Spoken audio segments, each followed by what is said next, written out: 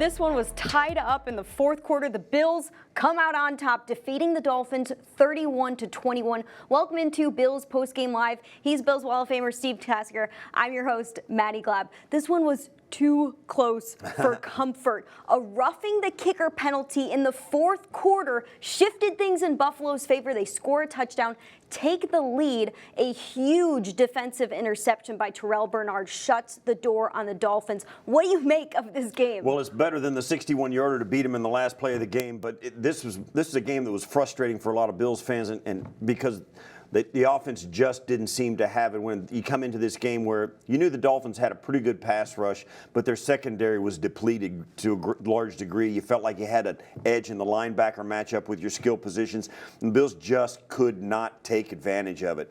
The four front guys of the Dolphins kept enough pressure on Josh Allen. He had to get rid of it quick. They could not push the ball down the field at all in this game, and the offense struggled as a result. They had a bunch of 3-and-outs in the second half, which is usually when the Bills can shift gears with Josh at quarterback. They couldn't get it done today. The game was very close, headed down. Bills had a one-touchdown lead for most of the game, going into halftime, tied up. They came out and scored, and then, they just could not get a first down, could not get some more points. They had a missed field goal in the first half. That changed the vibe of the game a little bit, but man, oh man, this was a frustrating game for Bills fans who love to watch the offense. I guess they're a pretty good team when you don't really like the way they played offensively and they walk away with 31 points and a missed field goal. And Josh Allen still scores 3 touchdowns, finishes with a 134 passer rating. So it's one where you may look at the stats and you're like, not too bad, but watching the game, it was like, oh yay, Miami's Miami's offense was good. They were 10 of 15. They were 8 of 10 on third down at one point in this game. Yeah, 10 of 15 on third down is what they finished and with. They finished 10 of third down. So they got them 2 of 5 the rest of the way. But man, oh man, the Bills could not stop them on third down, and that was some third and longs too, 3rd and 10 pluses. They could not get them off the field. It was really frustrating. So the offense really didn't get a rhythm because the defense was on the field for a long time. The Dolphins finally did trail the Bills in time of possession. The Bills had 31-47 time of possession. The Dolphins only 28-3, but they won it in the first half. The Dolphins had more time of possession. So this is one of those games where the Dolphins came in. Their knowledge of what the Bills like to do to them really helped them because the Bills could not change their recipe quickly enough to make the Dolphins adjust. Tua threw 11 of his 22 passes at or behind the line of scrimmage. That's a lot. And the Bills could not stop that. They kind of allowed it because you're never going to give one over your head when he's throwing it at or behind the line of scrimmage. But man, oh man, getting them off the field on third down was just almost impossible. Yeah, 10 of 15. Miami ties it up going into the half. And they converted 5 third downs on that drive. But when Buffalo's defense needed to answer, they did. Terrel Bernard had a huge game-changing interception with 3 minutes to go, giving Buffalo the ball. Buffalo seals the deal with a field goal. 31-21 is the final score. Terrel Bernard on the podium right now. Let's hear what he had to say. So, TB, you ready to go? You ready? TB, tell us about, the play of the day, the interception. Yeah, it's honestly something that we had seen on tape. It's a common route around the league. But, I want to give a shout-out to Al Holcomb, the linebackers coach. He put it on tape a few times. We worked that play. Our offense runs that play. And, he basically told me, like, if I see it, go. And, I think they ended up jumping the back, got to like a 3-by-1 or a 2-by-2 snug set. And, that's like I said, it's one of their top quick game concepts. We're in a 3-deep zone and, just saw it and broke on it. So, yeah, that's pretty much it. Terrell, do you think, Deon Walker had great pressure on that play. Do you think that might have, blocked to his vision, trying to find you there? Yeah, no, 100%. I couldn't really see the front, but when I came out to the sideline, I think that was the first thing that Ed told me. He said Deon won quick and, got a pressure and made him get the ball out quick. So, it takes a full team effort. It's hard to win in this league every week. As a good team, an explosive offense. So to come out here on Thursday night on a short week and get it done, it feels good. Last week you guys were perfect on third down. Tonight not as good. What was the difference in the two games? Yeah, I think Just our fundamentals. There's a couple times when, we have him and we miss a tackle here. He gets out of the pocket, creates a play. So that's really what it comes back down to. I got to go back and watch the tape. I know we weren't great at all on third down, and that was really the emphasis at halftime. We felt like we were winning first and second down, getting them to third and long, and just weren't detailed and finishing those drives. So I think coming out of the second half, I don't know what the stats were in the second half, but it felt like we got off a little bit more. But yeah, that's something we'll go back and look at. Like you said, last week, we did really well, and this week it wasn't as good. So, it'll be good to go back and see, the things that we need to get corrected. Now, did some of the motioning and misdirection kind of neutralize some of the things that you were trying to do defensively out there? I wouldn't say neutralize it. I think it just, it does create a sense of urgency within the defense. Things change, coverages change when they're moving, but that's our job to be prepared for that. So, like I said, man, we'll go back and watch the tape, get some things corrected, and grow from it. Deon Walker's impact throughout the whole game. How was he able to keep you clean, where you can shoot gaps and make plays? Yeah, that's what I said, man. He's made a ton of plays. Even the plays that he's not making, he's causing, so shout out to him, man. I know it's tough to come in here as a rookie and to really play to the level that he's played at. And he's a guy that constantly wants to get better, constantly talking to Ed, talking to Big Phil, talking to DQ, those guys up front that have been here for a long time, that have done it at a high level. So I got all the respect in the world for him. And like I said, he's a unique guy. He's a big guy, but he's super athletic and, can make plays that people wouldn't assume that he can make. So it's fun, man, getting to work and play behind him. He's been a great addition. The quick turnaround's always tough, Thursday night games. Yeah. The upside is you get the win, and now you have an extended break. Yeah. How beneficial is that? Yeah, it's huge. A few days, like I said, a short week, trying to get all the preparation in, trying to get your body right to get out here and, perform at your best.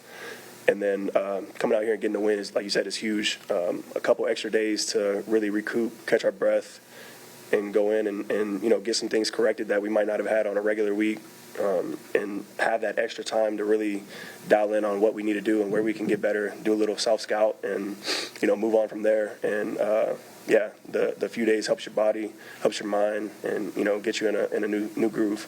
You guys have implemented a lot more base defensive formations. How do you think that's helped you guys so far? Yeah, I think it's helped a lot in the run. When they go big personnel, we want to match them. And if they want to try to run the ball when we got our big guys in, I feel like, we have the advantage there.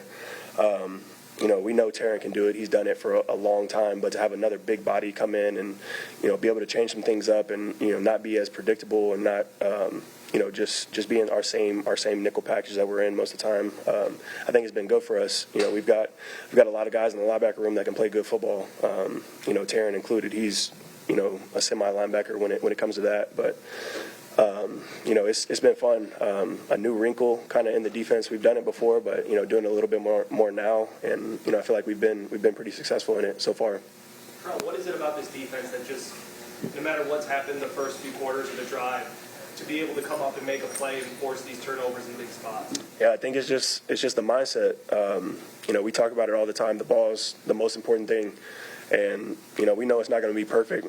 Offenses around the league are good. That's a known fact.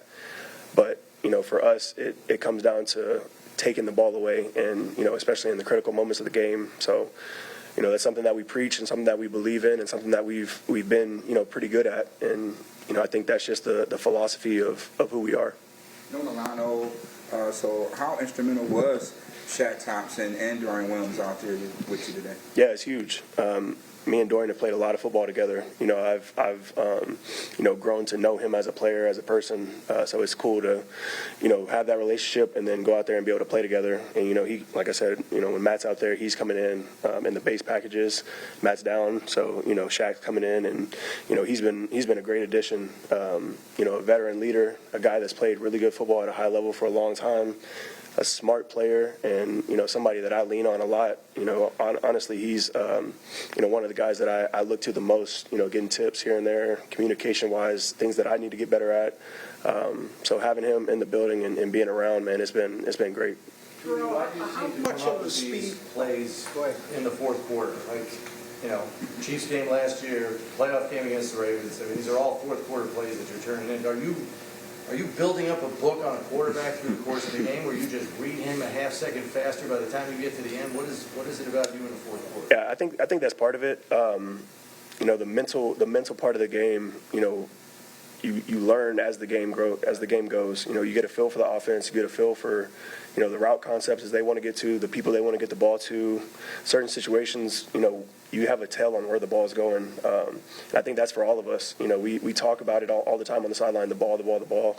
And then, like I said, just building throughout the first few quarters and getting an understanding of what's going on. I think it helps us play a little bit faster. And, once the second half rolls around, the fourth quarter rolls around, we feel like we have an idea of what's going on. And that split second is what helps you make plays. Well, how much was the speed of the Dolphins been a challenge for you? You've played them over the last couple of years. Yeah, no, it's super challenging. They got guys that can take the top off. Obviously, Tyreek and Waddle, but they have other guys too that are threats down the field. And so, you got to respect that. But at the same time, we gotta still play our style of ball and play, within our system. So yeah, it's a challenge for sure. But we do a good job game planning throughout the week and understanding where their strengths are, and understanding what we want to get accomplished throughout the game. So I think that's the biggest thing when it comes to playing them. As captain of the defense, what have you learned about this team in the first 3 weeks of the season? I think the main thing is just the relentlessness. You go week one, we're down, it doesn't look good, but guys keep playing. We're talking about it on the sidelines, like all it takes is one drive, and we come up with a win there, and then you go and you play the Jets, who's a really good team, and we feel like we had a really good day, and we stayed on the gas, we didn't let up, we did what we were supposed to do, and then you come off a short week, play the Dolphins on Thursday night, not a ton of time to prepare, not a ton of time to get your body right, but it doesn't matter at the end of the day. We're going to come out here and work and grind and do what we got to do to put ourselves in the best position. So I think, that kind of sums up, the identity of this team right now. We still got a long way to go, man. It's early in the season, but, I love coming to work with these guys. It's been a blessing. Yeah. Thank you. Appreciate you guys. Bills linebacker Terrel Bernard with that huge interception to give Buffalo the ball with just a couple to play, shutting the door on the Dolphins. We got Steve Tasker with us. We now like to welcome into the conversation former Bills safety George Wilson, who played with the Bills from 2004 to 2012, joining us now. George, Buffalo's defense let Miami hang around a little bit too long. All week, Buffalo's defense was saying things like, we got to swarm to the football. Miami's offense has so much speed, we have to be there to stop it. They allow third down conversions 10 out of 15 attempts. Why was it so tough for Buffalo tonight? Especially coming off of last week where you didn't give up a single third down conversion against the Jets. You come in with high hopes and expectations, and tonight we just didn't perform well on third down, and that's what allowed the Dolphins to extend their drives and be able to come away with points on 3 different occasions. But, when you have speed on the outside with Waddle and Hill, you have to respect that. They can go deep from anywhere on the field, and they have the ability to beat you if you don't play top down on their offense. But tonight the Dolphins, when they had success, they were running misdirection plays on us. They were running first and play action off of it, and they had success when they stuck to their game plan. But when they got behind the chains and we got them in third and long situations or second and long situations where they had obvious play calls coming, then we could pin our ears back and get to Tua, make him get the ball out of his hand a lot faster. But the Dolphins showed a lot of life this week. I think they may have bought Mike McDaniels a little bit of time from that hot seat heating up even more. They showed some life. They responded tonight, and I think they'll be on their way. But the Bills did a great job of making the plays when they needed to be able to put some separation between the Dolphins. Yeah, Miami showed their hand tonight and how they're going to have to win football games this year. They've got to score points, and they had to keep up with a really good Bills offense. Their defense gave them some help. Their front four in the pass rush of the Miami defense was really pretty good tonight. But their offense just needed some more possessions. They got enough stops, even going 10 of 15 on third down. They were 1 of 1 on fourth down. They were 3 of 3 in the red zone. Miami's offense was. They were 3 of 3 in the goal-to-go situations. Miami's offense was really effective tonight, and that's going to be their recipe going forward. They've got to win games that way. Their defense, they were up against it tonight. Even the Bills never saw Josh push the ball down the field. And even the run game, the front was there on their run game as well. James Cook did run really well. He had 109 yards, I think, on 19 carries. Averaged almost 6 yards a carry because he snapped off a couple of big ones. But they did enough defensively to give their offense a chance, but you got to keep up with Josh Allen. Even on an off night with a missed field goal, 31 points. They hung 31 points up. That's what you're going to have to do to beat this team. Right. Bills quarterback Josh Allen, 3 passing touchdowns. That brings him to 200 career passing touchdowns. Good thing he did against Miami, guys, because he has 48 total touchdowns against Miami, the most of any opponent he's ever played in his career. Big time. That's not a surprise. I mean, we've watched the guy play. Even in the 2 games that he's lost in his career in Miami, there should have won them games, right? We had a drop pass in the end zone by Charles Clay on the last play of the game where Josh made an unbelievable throw and it went right off Charles Clay's face mask. And then there was the game that took place on the face of the sun down there in the heat of Miami where they just kind of ran out of possession. So it's just one of those things. Josh really plays well against this franchise. And tonight, I think the guys around him helped him a lot. Allen becomes the 6th fastest quarterback to reach 200 career passing touchdowns. Allen on the podium right now. Let's get over to him. Late in the second quarter, going down to make it 21-7. That moment seemed to turn this game. When the second and 8 play failed, the sack, the missed field, did that kind of get things going in the wrong direction there? Yeah, I think so. Just understand I can't take a sack there and move us backwards. You know, there's a threshold where you're close enough, sacks don't really matter, but kind of in that mid range, moving it back, really puts our special teams in a tougher situation, and that's on me.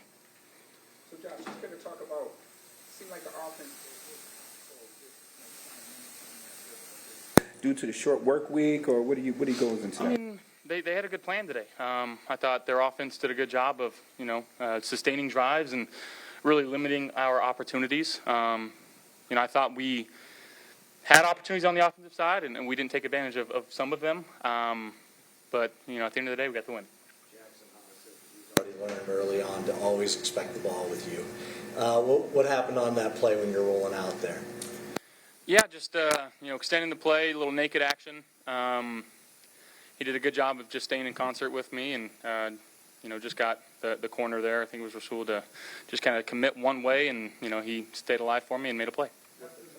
After the TB interception, you got into that penalty situation. How big was the play to Moore, though? Because that enabled you to run it out, really. Yeah, that was unbelievable. Smart play, finding a window in zone, giving me good body language. He made some good plays for us tonight. It was awesome to see. Josh, what has you seen different in James Cook? I mean, to me, it's the same James Cook. The guy just attacks every time he touches the ball. He looks like he's been shot out of a cannon every time he touches it. He's so fun to play with. Wants the ball, ultimate competitor. There's times where I toss it to him or hand it off to him, and I'm just already putting my hands up because I feel like he's about to crib it. And there's 2 that were real close tonight, real close, and he'll tell you that too. But he's been such a catalyst for our offense. Special player. It seemed like you wanted to get Dalton involved early. Was that part of the plan based on what they do? Because he was your guy early on there. Yeah, I mean, we'd love to get everybody involved early. There's just some opportunities for him, and he made the most of them. So yeah. You seem to have a comfort zone more so this year than previous years. Is that your growth into the sport itself, just taking what the defense is giving you? 100%. I think there's obviously times throughout games where the situation dictates you to maybe put the pedal down a little bit more. And there's some times where it's like, hey, just take it easy, relax. I wouldn't say play the long game, but just understanding where you're at, within the situation of the game and not trying to force anything. We saw that tonight, just kind of staying as calm as possible, and just being prepared for any situation that we were going to be in. It was going to be either a 2-minute at the end there or 4-minute, and Terrel Bernard makes a fantastic play, and we can be in a 4-minute drill there. Josh, what have you learned about this team in particular in the first 3 weeks of the season? I mean, we're obviously doing our job, going 1-0 each week. Still a lot to learn from, a lot to grow, a lot of room for growth in this group. A lot of young guys, but guys are stepping up. There's been some guys down with injuries, and guys are stepping up and making some big-time plays for us, especially on the defensive side of the ball. Yeah, I mean, it's a close unit that's gelling together really well right now, and got to keep finding ways to win football games. Like, first couple of weeks working back from that ankle injury, and now today gets his first touchdown of the year. Just how nice is it to get him back in rhythm with the offense? It's awesome. Khalil does everything the right way, constantly following the ball, constantly being in the right spots. He makes some unbelievable plays for us. And that was a great play. Finding a way to get in the end zone there, and we're going to need more of that going forward. You were aware that was your 200th career touchdown pass? I was not. It's pretty cool. It's my parents' anniversary tonight too, so it's pretty cool. Yeah. It was the fans. Yeah. He's a showman. Let's not. Come on now. He knew he was going to do it. He wanted to play hard to get a little bit, but he knew he was going to do it at the end of the night. I didn't know that was the anniversary present to your parents. You know what? Yeah, happy anniversary, Mom and Dad. Here's Ryan Fitzpatrick without a shirt on. Thank you, guys. This week's game is presented by St. Bonaventure University. Visit sbu.edu/visit to schedule a tour of St. Bonaventure and find out why enrollment is at an all-time high and why becoming a Bonnie could be the best decision you'll ever make. St. Bonaventure University, the intersection of heart and mind. We heard during Josh Allen's press conference, he talked about feeling more comfortable in the system, feeling more comfortable in the league, not letting things get to him too quickly, taking a defense for what it is. You saw the game tied up at 21 in the fourth quarter, and Allen wasn't playing hero ball. He was taking what the defense was giving him. George, how have you seen this quarterback grow into becoming a quarterback who's making the right decisions and not doing too much? It just comes with time and experience, getting those reps in all these years, going through all those growing pains of having those big moments and coming up short. I think that propelled him to go into the offseason to work on his craft, work on his mental toughness, and then work on being a leader. And a part of being a leader is doing your job. And he's doing his job exceptionally well. He's taking what the defense gives him, and he's not trying to win the game with every play. He's allowing his teammates to do their jobs as well, putting them in a position to be successful, and as a result, he's putting this organization in a position to win a lot of ball games over the past few seasons, and it just makes the future even brighter with him at the helm. Yeah, I'd agree. One of the things, he only attempted one pass over 10 yards of air. Everything was very short. He was doing exactly that, and it's got to be a little frustrating for the team where you got these guys, this other team, the Dolphins, with a depleted secondary, and you're in a position where it almost feels like, hey, if we don't turn it over, they can't beat us, so we're not going to do it. And you almost, call almost a conservative game plan, even, first down runs almost exclusively, that kind of thing. They didn't go deep, hard play action very much, which they might have done a little more. They went very heavy, 3 tight ends and Keon Coleman out there, so they got some big dudes out there, and they hammered it, and the Dolphins responded. And once they snuffed that a little bit, then all of a sudden the Bills didn't feel like they had another tool in that box that they could go to. So, the 3 and outs in the second half are a little bit concerning because I thought they needed to push the Dolphins deeper and get them off the line of scrimmage a little bit. But the result is what it is. 3 and outs in the second half. What can Buffalo's offense do better next week to not fall into something that happens again? Just try to get in the rhythm earlier. The Dolphins' defensive front did a great job of not allowing Josh to get comfortable in the pocket. We had a holding penalty early on, and they just didn't allow Josh to extend the play and make plays in the passing game by moving outside the pocket. I think coming in next week, we go out there, we lean on Cook. he's shown the ability to carry the load on the ground, take a lot of the pressure off of Josh to having to deliver on each and every series. I think we give Cook the ball to lead the way. We play action off of it, mix in our screen and quick game to go with that to keep the defense off balance. I think it'll be the recipe for success as the Saints come into town next Sunday. Yeah, speaking of James Cook, Allen's been able to rely on him to start the season. Last week, 21 attempts, over 100 rushing yards. This week, 19 attempts for over 100 and a rushing touchdown. What does James Cook do for Buffalo's offense? Well, he gives them a home run every time he touches the ball, and they don't have to put the ball at risk. That just hand it to him, right? Yeah. So that's a huge boost. And with the roster the way it is right now, the offensive line is big and as experienced and cohesive as it is, and you throw in Jackson Hawes, the tight end, who is just like an offensive lineman, and Alec Anderson and Dawson Knox and Dalton Kincaid. They've got some big bodies out there that they can still throw out of that formation, that personnel group, and then pound it as well. So with James Cook doing that, he's a home run that you have to kind of wait for, and it's a big hammer to hit it with, right? So he's got a lot of big bodies out there with him. It's a lot for a defense. It's a lot of weight to get started. I made the joke when I saw the formation and the personnel group. I was like, they got like 5,000 pounds of human beings out there. It's a big group when they get those three tight ends, James Cook and Keon Coleman, out there with them. It's impressive, and it worked really well at times tonight. George, before we let you go, you had a couple teammates on the field tonight. You got Stevie Johnson leading the charge. He's running around after touchdowns with the Bills flag, and then you've got Ryan Fitzpatrick calling the game for Amazon. He rips his shirt off after the game. We all knew it was going to happen. You had some crazy teammates. I did. It was always a great time and never a dull moment in our locker room. But, you know, Stevie and Ryan, great teammates. Some of my favorite guys that I played with in the league. It was great to catch up with them. I caught up with Stevie at the tailgate, the game day tailgate before the game, and I actually caught Ryan before he went on air as well. It's good to see my old teammates and see them doing well. Well, it's good to see you back here on the desk. Thank you so much for joining us. We are now going to pivot to Sean McDermott's press conference because he's on the podium right now. Okay, first of all, good to get a win. Never easy. That was a heck of a game. High level competition. Dolphins played a real good game, and our guys made a couple more plays. And I thought the grit, the mental toughness of our football team was on display throughout the game, in particular in the fourth quarter there.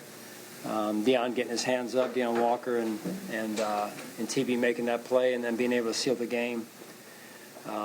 Good to see in a 4-minute offense there, get the yards we needed to put the game away with Matt and Reed and Cam going out there. That's a key situation to be able to put it away right there. And crowd was phenomenal, as it always is. Great to play at home in front of our fans. They're unique, and we love them. Couple firsts. So we've got Jimbo tying the franchise record for consecutive rushing touchdowns. Jackson Hawes in his first NFL touchdown. Great to see the smile on his face. And I already mentioned TB and Matt with the kick there. So a lot to work on. Kind of hit a little bit of a gap there in terms of scoring. Thought we were off to a great start, and then we shot ourselves in the foot a little bit there with the third or fourth drive, and should have come. I thought it should have been 17-7 at a minimum. We missed the field goal, and they went down and scored. So 14-14 at half, but our guys didn't blink. They were resilient. Coaches did a great job on all three phases and continued to adjust and make the adjustments we had to make. So with that, time is yours. Coach, do you feel like you guys effectively started hemming Tua in because they rolled him out maybe more than we're used to seeing, making some plays out on the perimeter, and it seemed like you were able to hem him in a little bit more effectively in the second half? I thought Bobby and the defensive staff made some adjustments.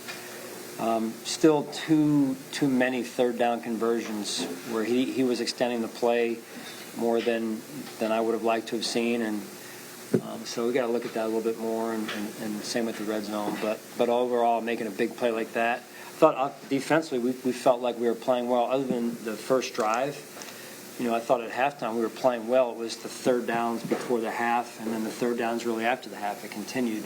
But I thought first and second down, by and large, was pretty good. And it's a good offense, right? Explosive and but I thought we gave our offense the ball. Getting the ball to the offense, we just couldn't find a rhythm other than the first drive of the second half of an offense. So, but give Joe and those guys credit. I mean, you scored 31 points, and you sealed the game in 4 minutes for the most part. So that's hard to do. Sean, you mentioned Deion Walker on the interception play. Think about how far he's come since the draft and the work that he did on his body in the offseason. And then to make a play in crunch time like that, I mean, what does that say about him? Yeah, that's huge. We always talk about rush and coverage working together, and that won't show up necessarily in the stat sheet, perhaps, but that could have been as big of a play, even more so than the TVs. I don't want to, kind of grade them against each other, but if he doesn't do that, does the ball? Is the ball thrown a little bit, a little bit more in one direction than the other? So great read by TB, great rushing coverage example for our players to learn from. Terrell said that Al Holcomb showed him something like that during the week, and that how important is that about kind of keeping that in the back of your head because you never know in the course of a game when you're going to need that? Well, there's a certain thing we look for, in that style of coverage, and TV saw it, and which is growth. Last week we had 2 examples of a similar type of indicator, and we didn't see it. So that's growth and development. That's what coaches are here for, and players have done a phenomenal job of being coachable, like TB in particular. Any health reports at this point, Coach? Don't have anything for you. No. Is there anything that Jackson Haas allows you guys to do offensively, being that he's such a good blocker in the run game, and we've seen him make a couple good catches now? Yeah, it's great when these young players can come in and contribute and earn their spots and their roles. And he's very humble and comes to work every day, extremely tough, hard worker. And it's good to see him contributing in both the run and the pass. So, we'll see where it goes from here. Sean, you had Dalton make a big block on a play, and then you got Haas making a big catch. So isn't that that's messing up the narrative there of what these guys are, right? Yeah. Well, we got to go back and look at that then. We don't want to be too balanced. Sean, you mentioned the third downs and needing to still look at them from a defensive standpoint, but was there anything to the third and long that was particularly working for the Dolphins and why they were able to convert? Well, again, what I remember from the game was the quarterback extending some of the plays a little bit longer than he should be able to, and then finding an open receiver, which is going to happen the longer receivers have time to move around. So I think that's something that we have to look at and continue to kind of tweak to figure out. It's past my bedtime to see you guys.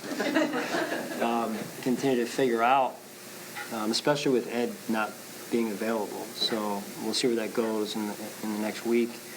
But we miss Ed inside, and TJ's in there, Joey's out there, Greg's out there, Daquan's out there, and they're getting the quarterback to move, but the rushing coverage just have to time up a little bit better. So, but again, I tip my cap to the defense. They played their hearts out, played hard against a really good offense, and to really be able to kind of shine the light on probably the biggest problem area being that was third down. I mean, last year we only got them in 8 third downs in the second game. I think tonight we had 15 third downs. We had 10 at halftime. So it's closing a team out, closing a drive out, and cashing in those situations. We've got to look at that.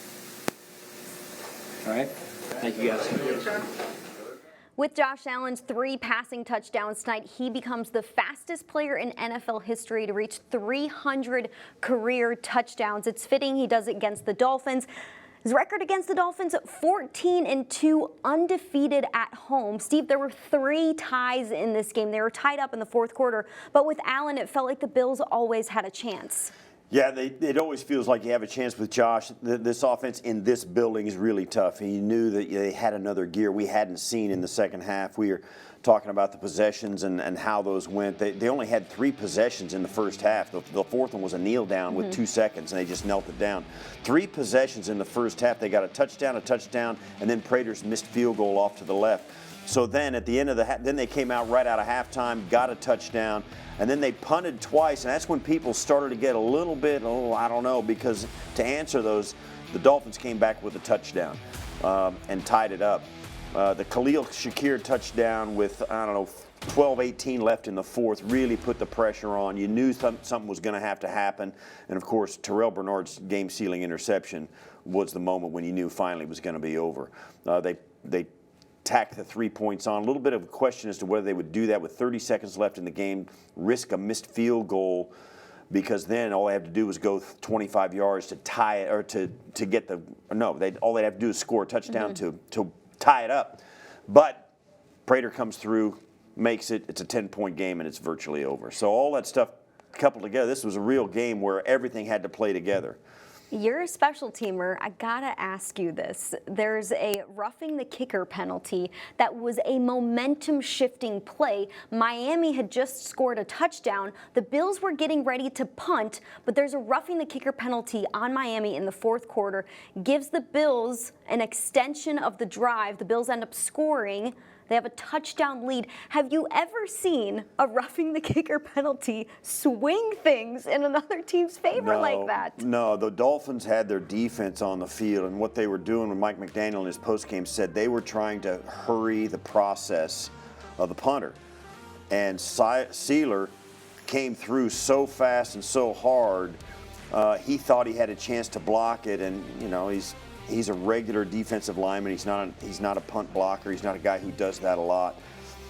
It's obviously not as easy as it looks, and it was an easy call because he did rough him. You can't go into the plant leg of the punter. That's the absolute no-no. It was an easy call. It was the right call, and that's you get a regular down and distance guy who's not experienced at it, hasn't had a lot of conversation about what it's going to be like when you actually do get there and get close, what you got to do, what you're supposed to do. He's reaching, trying to block the ball high. You never want to do that. You want to go in low and take it off his foot. There's a lot of stuff in there.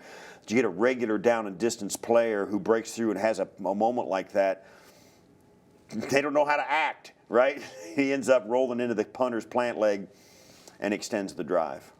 The Bills have scored 30 points in every game to start the season. They're 3-0 for the fourth time since 2017. They've got a home game coming up against the Saints. Where are you at with this team right now? Well, they need to be a little bit more consistent. Certainly, they're putting up enough points. Tonight, the Dolphins managed to get Josh Allen and this offense off the field a lot more than anybody else has. Now, in the first half, the Dolphins were up against it. They couldn't. The Bills scored a touchdown, came back, scored another touchdown. They got into field goal range and missed an easy field goal. It was like a 39-yarder. It was a chip shot and got pulled left.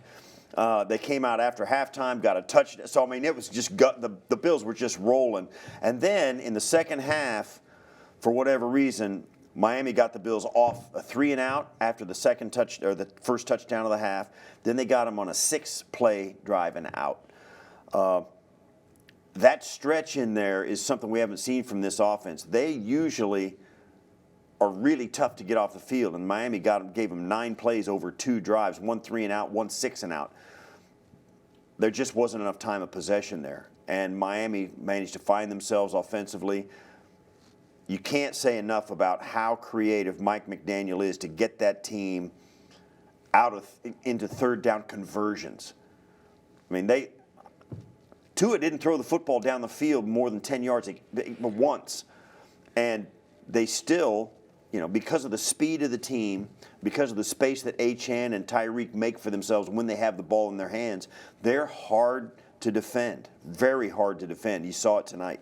That's what kept Miami in the game. Their offense found a way to somehow, by hook or crook, stay on the field. And as long as they're on the field, they got a chance at it, and Josh and the offense don't. That's the recipe for a lot of teams, and a lot of teams are going to look at this game and say, that's how you got to do it. All week, Buffalo's defense had a ton of respect for Miami's offense. They were saying we have to swarm the football because they are so fast. If you get them out in space, it's going to be first down after first down. Terrel Bernard, again, with that game-changing play in the fourth quarter with just a few minutes left to go. Sean McDermott is now 16-2 against Miami in his career. That's a big number. Undefeated against the Dolphins at home since becoming Buffalo's head coach in 2017. To close things out tonight, we want to show you the victory speech.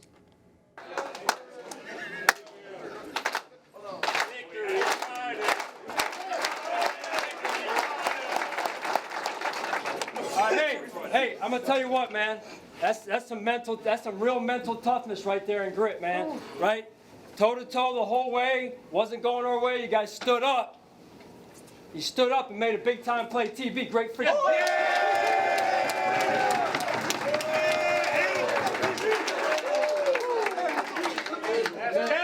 And look, there's a lot of guys I could mention. Hey, coming out to basically close it out. Those specialists, Prater, Cam, we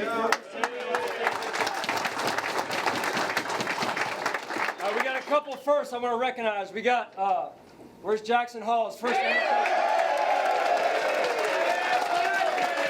And then we got Jimbo, listen to me, tied a franchise record for consecutive rushing touchdowns.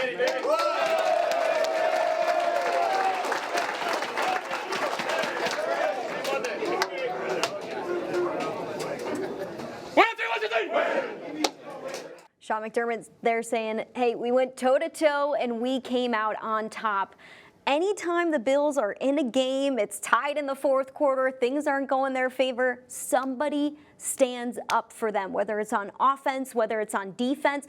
It was all three phases tonight. You had Matt Prater kicking a 48-yard field goal to extend their lead with just seconds to go. You had Josh Allen finishing things out for the offense, and then you have Terrel Bernard with a huge interception. Your captains step up, your veterans step up.